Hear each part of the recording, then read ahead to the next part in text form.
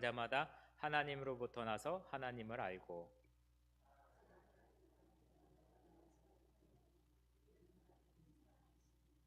하나님의 사랑이 우리에게 이렇게 나타난 바 되었으니 하나님이 자기 독생자를 세상에 보내심은 그로 말미암아 우리를 살리려 하심이라.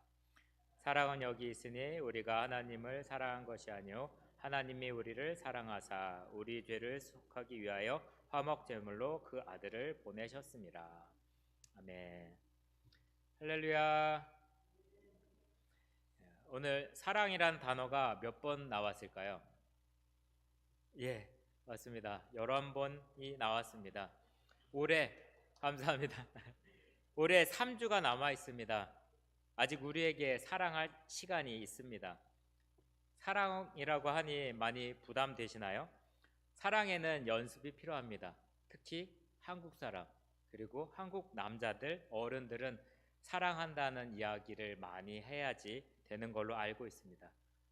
어색할 수도 있습니다. 그렇지만 옆에 계신 분, 그리고 뒤에 계신 분하고 눈을 마주치면서 사랑합니다, 축복합니다 이렇게 한번 나누시기 바랍니다. 사랑합니다, 축복합니다. 예, 앞뒤로도 해주세요. 예.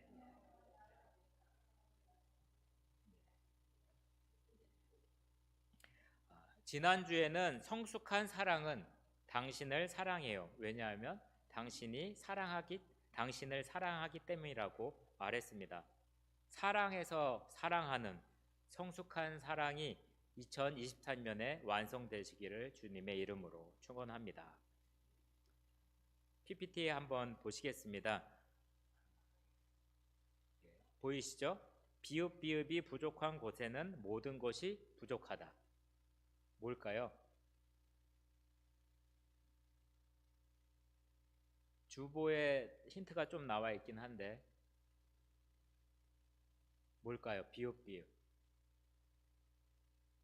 오늘 설교 제목 한번 보시고 비읍을 한번 찾아보시기 바랍니다. 예, 분별이 부족한 것에는 모든 것이 부족하다. 그리고 그 다음에는 이응 리을한 사람은 거의 모든 것을 우습게 보지만 비읍 있는 사람은 아무것도 우습게 보지 않는다. 처음에 이응 리을이 뭘까요?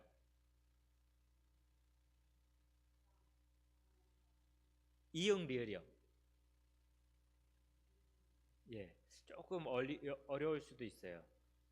한국에서 떠나신 지 오래되셔가지고 영리한 사람은, 똑똑한 사람은 거의 모든 것을 우습게 보지만 비읍 뭘까요?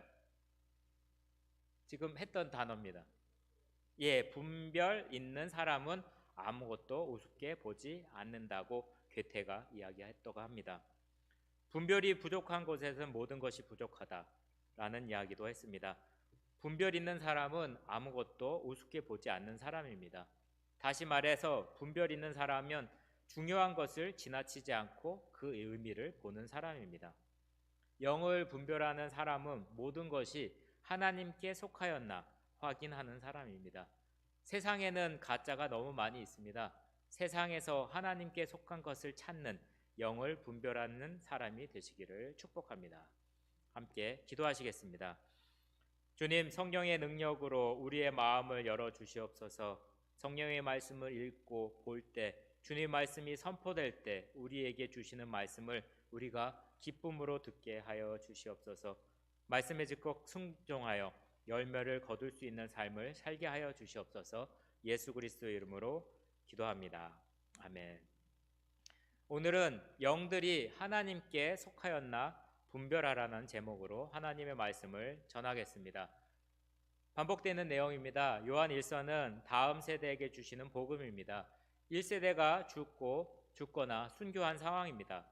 그러다 보니까 영적 기둥이었던 부모 세대가 없으니 이 세대, 자녀 세대는 침체가 일어났고 처음 감격이 사라졌습니다.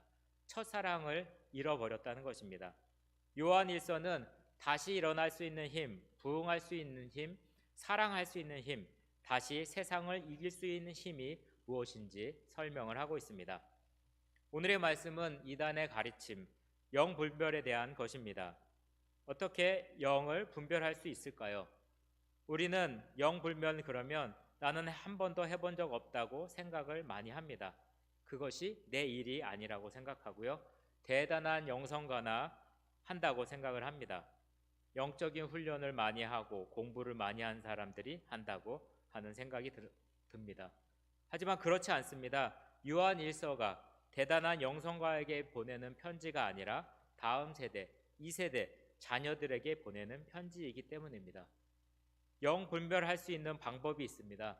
그것은 바로 하나님의 말씀을 잘 아는 것입니다. 하나님은 자신을 우리에게 보여주실 때 전적으로 하나님의 말씀으로 우리에게 보여주셨습니다. 하나님을 보여주는 행위가 바로 계시라는 행위인데 자기를 열어 보여준다는 것입니다. 이 계시의 핵심이 하나님의 말씀입니다. 그리고 또 하나는 예수 그리스도입니다. 이 두 가지가 하나님의 특별 계시, 변함없는 진리에 있습니다. 그래서 성경을 알고 예수님을 알면 그 사람은 영분별을 할 줄 아는 사람입니다. 그렇기 때문에 우리가 영분별, 영적 싸움이라고 할 때 두려워하며 어려워하며 피할 필요가 없다는 것입니다. 교회에서 보면 기도 많이 하고 말씀 많이 보고 사랑 많이 하고 굉장히 겸손한 그분들이 영적인 부분이 참 많이 있습니다. 그분들이 하는 한마디 한마디가 때로는 정말로 나에게 큰 다가움으로 올 수 있다는 것입니다. 그래서 우리가 말씀을 가까이 하는 것은 여러분 영분별의 가장 중요한 일입니다. 확실하게 우리의 기초를 가지고 이 말씀을 보기를 원합니다. 요한일서 4장 1절을 한번 같이 보시겠습니다. 함께 보시면서 읽겠습니다. 사랑하는 자들아 영을 다 믿지 말고 오직 영들이 하나님께 속하였나 분별하라. 많은 거짓 선지자가 세상에 나왔습니다. 이 사랑하는 자들이라고 말하는 것은 정말 많은 애정을 담은 말입니다. 사도 요한이 정말로 애정을 가지고 다음 세대들, 자녀에게 부탁하고 당부하는 말인데 정말 사랑하는 자들에게 무슨 말을 할까요? 영을 믿지 말라고, 다 믿지 말라고 합니다. 영이라고 해서 영적으로 뭔가 대단해 보인다고 해서 다 믿지 말라는 것입니다. 성경에 보면 영적인 사건이 얼마나 많이 있습니까? 다 믿지 말고 어떻게 하라고요? 영들이 하나님께 속하였나 분별하라는 것입니다. 그런데 이 분별하는 말이 참 중요한데 우리는 분별하라 그러면 무조건 의심하라는 말로 들을 때가 있습니다. 옆에 계신 분들과 분별할 때의 표정을 한번 해보시기 바랍니다. 분별할 때의 표정. 분별하라고 하면 눈을 치켜뜨거나 상대방을 노려보거나 의심의 눈으로 볼 때가 많습니다. 근데 그렇게 하지 말라는 것입니다. 여러분 하나님께 속하였나 분별하는 것입니다. 우리가 사랑스럽게 할 수 있고요. 너그럽게 할 수가 있습니다. 우리의 인격을 충분히 유지하면서 분별할 수 있습니다. 영분별이 싸우는 것이 아닙니다. 여러분 영분별이 무조건 상대방에 대해서 너 거짓말하고 있는 거 아니야? 난 다 알 수 있어. 그런 식으로 상대방을 억누르는 것이 아닙니다. 영분별했던 사람들이 성경에 나오는데요. 사도행전 17장 10절에 보시면 베레아에 있는 사람들은 데살로니가에 있는 사람보다 더 너그러워서 간절한 마음으로 말씀을 받고 이것이 그런가 하여 날마다 성경을 상고함으로. 영으로 분별한다는 게 뭐냐면 데살로니가에 있는 사람보다 어디에 있는 사람? 베레아에 있는 사람들이 훨씬 더 너그럽다고 합니다. 마음이 넓다고 합니다. 마음이 좁아서 무조건 싸움을 걸고 시비를 걸고 이런 식으로 영분별을 하는 것이 아닙니다. 더 너그러운 마음을 가지고 간절한 마음으로 말씀을 받고 날마다 성경을 묵상하면 된다는 것입니다. 즉 말씀을 받을 때 간절한 마음으로 받아서 이것이 그러한가 하여 날마다 성경의 말씀을 상고하는 것이 영분별에 도움이 됩니다. 내게 주시는 이 말씀이 정말 하나님의 말씀에 부합된 일인가? 거기에 초점을 맞추고 하나님의 말씀이 내게 임하는 것을 오늘도 감사하는 것입니다. 그리고 내 삶이 하나님의 뜻대로 나가는 것을 기뻐하는 것이 바로 영 분별이라고 할 수 있습니다. 분별은 말씀으로 하는 것입니다. 그래서 이것이 이 영이 하나님께 속하였나 확인하는 작업이고 분별하는 작업입니다. 그럼 하나님께 속한 게 무엇일까요? 하나님의 말씀에 부합하는지를 보는 것입니다. 그래서 구약의 말씀은 예수님이 오신다는 약속이 기록되어 있습니다. 신약의 말씀은 오신 예수님이 어떤 분이신가 증거합니다. 그분은 100% 하나님이시고 100% 사람이십니다.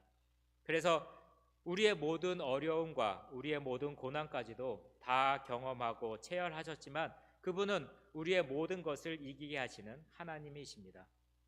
하나님의 보내신 예수님의 신성과 인성을 인정하는 것입니다. 그런데 그 당시에는 거짓 선지자가 많았습니다. 거짓 선지자가 누구냐면 말씀을 버리고 세상으로 나간 사람입니다. 말씀에 있어야 할 선지자들이 세상으로 나간 것입니다. 그들은 거짓 선지자가 되어 교회에 다시 돌아옵니다.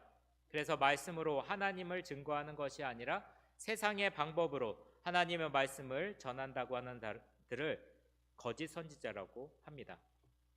악한 자들, 하나님을 대적하는 자들이 나타나는데 이게 마지막 때일인데 사단의 활동을 따라서 능력이 나타나기도 합니다. 거짓 선지자에게도 표적이나 그리고 거짓 기적이 일어나기도 합니다. 우리가 볼 때는 신기해서 기적이지만 진리의 기반에 두는 것이 아니라 하나님의 능력에 있는 것이 아니기 때문에 이것은 바로 거짓 기적인 것입니다. 출애굽할 때 10가지 재앙을 하나님의 능력으로 모세가 행할 때 일부 누가 따라 했습니까? 그 애굽의 마술사들이 그것을 따라 했습니다. 일부는 마술로도 가능합니다. 하지만 그들의 능력은 하나님으로부터 나온 것이 아니었습니다. 데살로니가후서 2장 12절을 보시면 진리를 믿지 않고 불의를 좋아하는 모든 자로 심판을 받게 하려 하심이라 라고 했습니다. 진리를 믿지 않고 진리의 사랑받기를 거부했다는 것입니다. 진리는 무엇일까요? 우리가 아는 진리는 예수 그리스도 그 자체입니다. 그러니까 예수 그리스도를 믿지 않고 예수 그리스도의 사랑받기를 거부하고 불의를 좋아하는 모든 자들은 심판을 받습니다. 진리를 믿지 않고 진리의 사랑을 거부한다는 말은 결국 진리의 말씀을 따르지 않고 거부하는 것입니다. 진리의 말씀을 모르면 내가 좋은 대로, 내 눈에 보기 좋은 대로 다른 길로 갈 수밖에 없습니다. 신천지에서 하나님의 말씀을 말도 안 되는 식으로 해석을 합니다. 신천지가 신구약의 단어들을 짝을 맞추고 막 갖다 붙입니다. 그것을 듣고 감탄하며 이단에 빠져듭니다. 교회를 오래 다닌 사람조차 그리고 목회자조차 진리에서 떠나 이단에 빠져버립니다. 진리를 알기를 거부하고 진리를 믿기를 거부한 것입니다. 내 안에 정리된 하나님의 말씀, 진리가 없기 때문에 쉽게 빠져듭니다. 영 분별의 핵심은 하나님의 말씀을 바로 아는 것입니다. 그리고 눈에 보이는 것에 현혹돼서는 안 됩니다. 요한일서 4장 2절을 함께 읽어보시겠습니다. 함께 읽겠습니다. 이로써 너희가 하나님을 영을 알지니 곧 예수 그리스도께서 육체로 오신 것을 시인하는 영마다 하나님께 속한 것이요. 하나님의 영은 하나님께 속한 영인데 어떻게 알까요? 바로 예수께서 그리스도라고 하는 신앙 고백입니다. 예수 그리스도, 예수님이 우리의 메시아이다. 예수님이 구원자이다. 이것이 우리의 신앙 고백입니다. 그분이 육체로 오신 것을 인정하고 고백하는 영이 하나님께 속해 있다고 말하는 것입니다. 그래서 우리의 신앙이 매우 중요합니다. 사도신경을 고백하는 이유는 예수님이 이 땅에 성육신 하셨다는 것을 우리가 고백하는 것입니다. 왜냐하면 왜 중요하다고 생각하면 그 당시에 영지주의자들의 신앙 고백은 사도신경과 매우 달랐습니다. 이 당시 영지주의자들은 가연설이라는 것을 믿었습니다. 가연설이 뭐냐면 예수님은 예수님은 진짜는 아니었다는 것입니다. 예수님의 몸은 환상일 뿐이라는 것이 영지주의의 교리였습니다. 하나님의 아들인 예수 그리스도는 참된 인간의 몸을 가지지 않았다고 주장하는 것입니다. 예수님은 혈과 육의 사람이 아니라는 것입니다. 한마디로 예수의 인간성을 부정하는 교리입니다. 따라서 예수가 십자가에 달리고 고난받은 것은 환상일 뿐이고 그가 죽고 부활한 것은 중요하지 않다는 것이 영지주의자들의 주장이었습니다. 이렇게 되면 어떻게 될까요? 여러분, 예수님의 십자가 죽음이 다 무효화가 되는 것입니다. 아무 힘이 없습니다. 그럼 우리의 구원도 없어지게 되는 것입니다. 그리고 성탄절, 예수님의 탄생은 아무 의미가 없어집니다. 성탄절, 고난주간, 부활절이 전혀 필요 없게 되는 것이 바로 영지주의입니다. 얼마나 허망하나요? 도대체 뭘 믿어야 하는 걸까요? 믿는다는 것은 소용이 없게 되는 것입니다. 영과 육을 분리하고 하늘의 것 그리고 땅의 것을 완전히 분리해서 비성경적인 극단적인 이원론을 말했습니다. 이러한 이단이 이 당시에도 너무 많았습니다. 그래서 사도 요한이 2, 3절에 걸쳐서 이렇게 이야기하고 있습니다. 이 당시에 이단을 분별할 수 있는 기준은 신앙 고백이었습니다. 이것이 우리의 신앙의 고백이 되어야 합니다. 함께 4장의 2절과 3절을 함께 읽어보시겠습니다. 이로써 너희가 하나님을 영을 알지니 곧 예수 그리스도께서 육시로 오신 것을 시인하는 영마다 하나님께 속한 것이요 예수를 시인하지 않은 영마다 하나님께 속한 것이 아니니 이것이 곧 적그리스도의 영이라 오리라 한 말을 너희가 들었거니와 지금 벌써 세상에 있느니라. 여러분, 적그리스도란 단어를 들어보셨죠? 어떤 느낌이 오시나요? 짐승의 숫자 666이 나올 때 함께 들어보시지 않았나요? 종말과 연상되는 단어일 것입니다. 그런데 요한일서에 적그리스도가 누구인지 나옵니다. 저희가 읽은 말씀 중에 있을 수 있는데요. 요한일서 2장 22절 앞장으로 한번 가보겠습니다.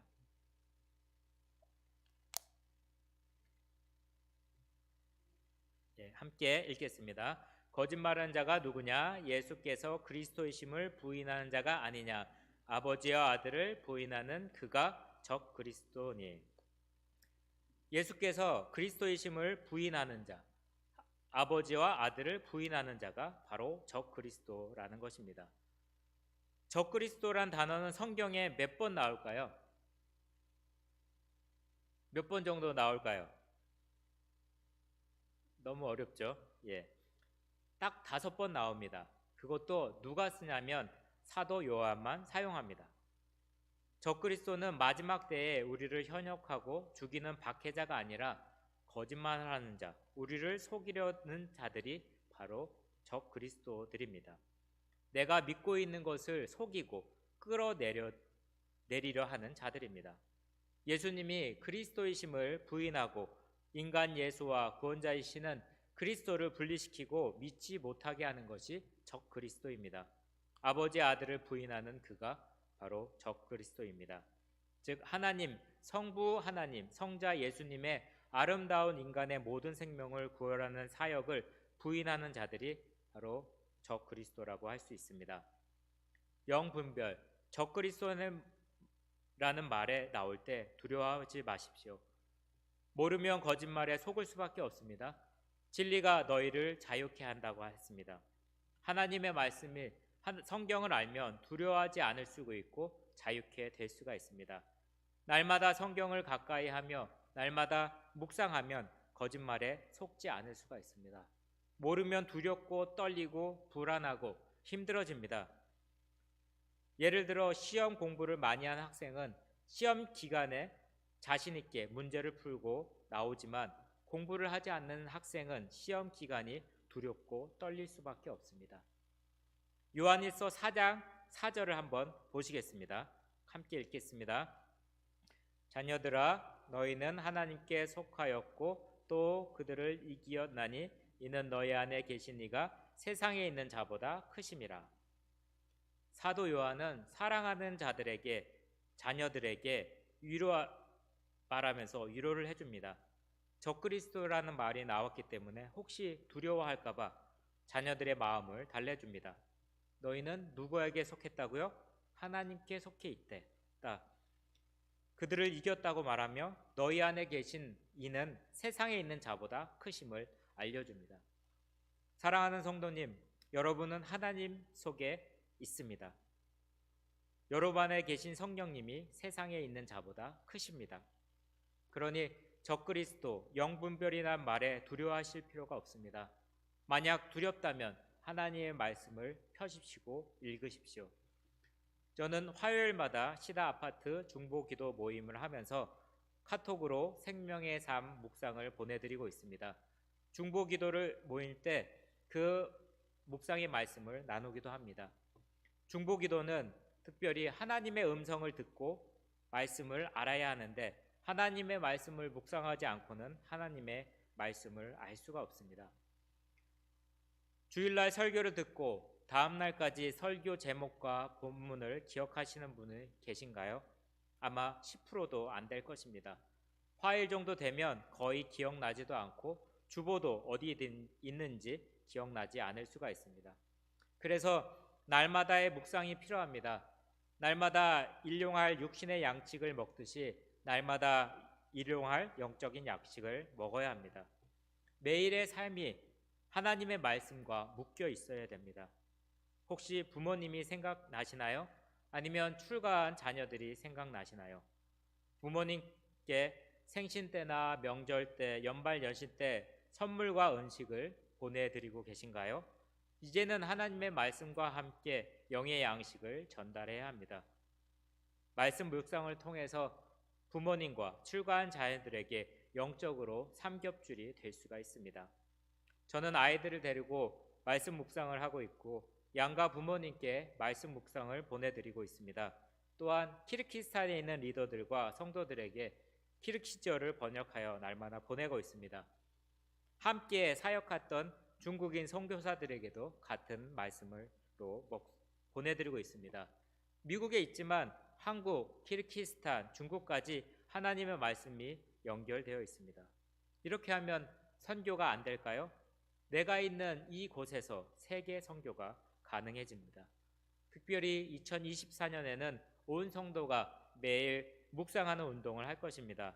개인별로, 소모임별로 묵상할 수 있는 그룹을 늘려갈 것입니다. 그래서 영적 분별력이 점점 강해져서 무엇이 하나님께 속한 것인지 아닌지 분명히 분별하게 될 것입니다. 다시 말씀으로 돌아가겠습니다. 그들을 이기었나니 라는 이겼다는 말이 중요합니다.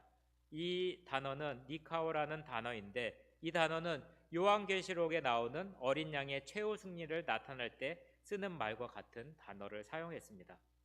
너는 이미 이겼다는 말로 알고 있으라는 것입니다. 왜냐하면 예수님께서 승리하셨기 때문입니다. 이긴 예수님이 너희 안에 계시기 때문에 너희도 이미 이겼다는 뜻입니다. 모두 믿으십니까? 예, 아멘입니다. 세상에 있는 자들이 아무리 예수님을 무시하고 진리를 거부하고 자기 욕심을 따라서 살려고 적그리스도가 되고 예수님을 인정하지 않고 부인하고 그분을 고백하지 않는다 하더라도 여러분 안에 계신 예수님이 훨씬 크다는 것입니다. 그 훨씬 더 크신 분이 계시기에 우리는 두려워할 필요가 없습니다.